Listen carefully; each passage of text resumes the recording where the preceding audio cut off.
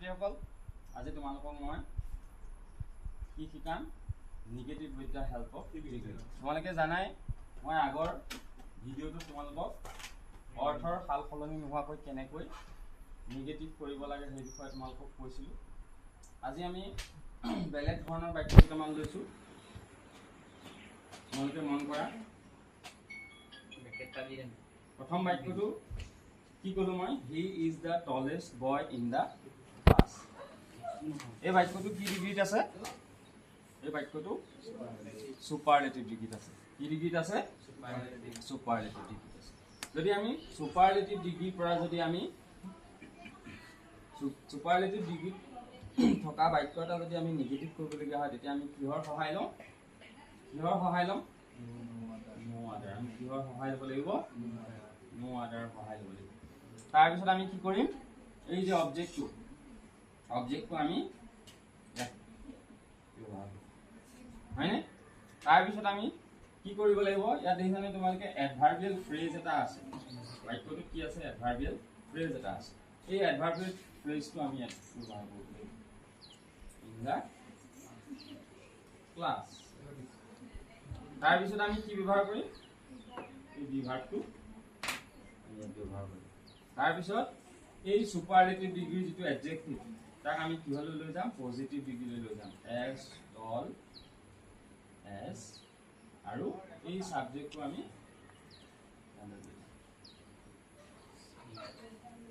বুজি পালানে কেনেকৈ কৰিলোঁ? যদি তোমালোকৰ যদি এনেকুৱা ধৰণৰ যদি সুপাৰলেটিভ ডিগ্ৰীৰ বাক্য যদি নিগেটিভ কৰিবলৈ আহে, তোমালোকে এই প্ৰক্ৰিয়াটো অনুসৰণ কৰি তোমালোকে বাক্যটো অৰ্থৰ সাল সলনি নোহোৱাকৈ তোমালোকে অনুবাদ কৰিব, নিগেটিভ কৰিব পাৰিবা। মই আৰু এটা উদাহৰণ দি তোমালোকক বুজাই দিছোঁ, চাবা। এতিয়া তোমালোকে উদাহৰণটো তোমালোকে চোৱা। পাতিম ৰ'ব।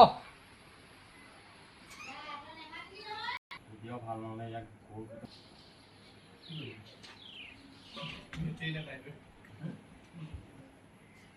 এতিয়া এই দ্বিতীয় উদাহৰণটো চোৱা।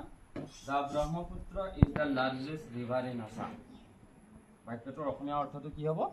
ব্ৰহ্মপুত্ৰ অসমৰ আটাইতকৈ ডাঙৰ নদী।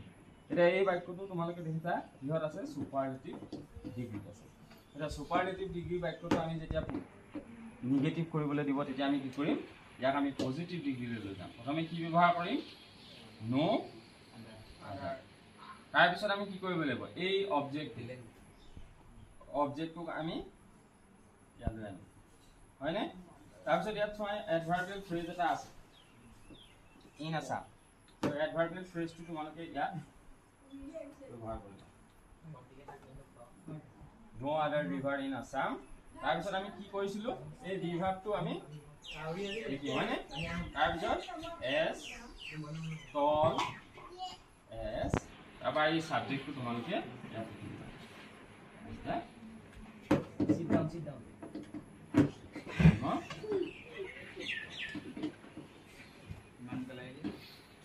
তোমালোকে বুজি পালানে বাৰু? কেনেকৈ কৰিব লাগে বাক্যবিলাক নিগেটিভলৈ পৰিৱৰ্তন কৰিব লাগে, গম পালা?